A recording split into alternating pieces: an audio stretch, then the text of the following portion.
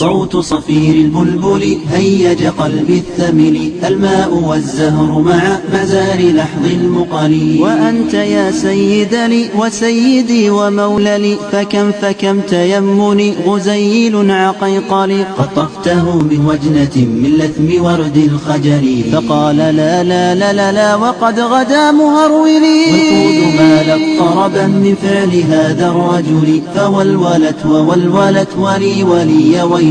فقلت لا تولولي وبين اللؤلؤ لي. قالت له حين كذا انهض وجد بالنقل. وفتية سقونني قهوة كالعسل لي، شممتها بآن في أزكى من القرنفل. في وسط بستان حلي بالزهر والسرور لي، والعود دندن لي والطبل طبطب لي.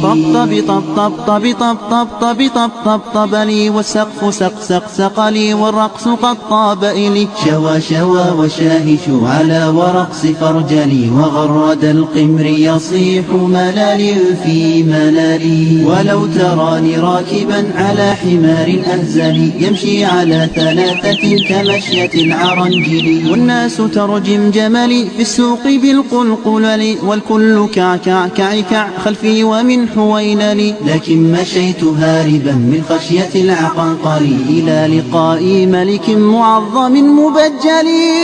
يأمرني بخلعة حمراء كالدمدمل، أجر فيها ماشيا مبغددا للذيل. أنا الأديب الألمعي من حي أرض الموصل، نظمت قطعا زخرفت يعجز عنها الأدبل. أقول في مطلعها صوت صفير البلبل.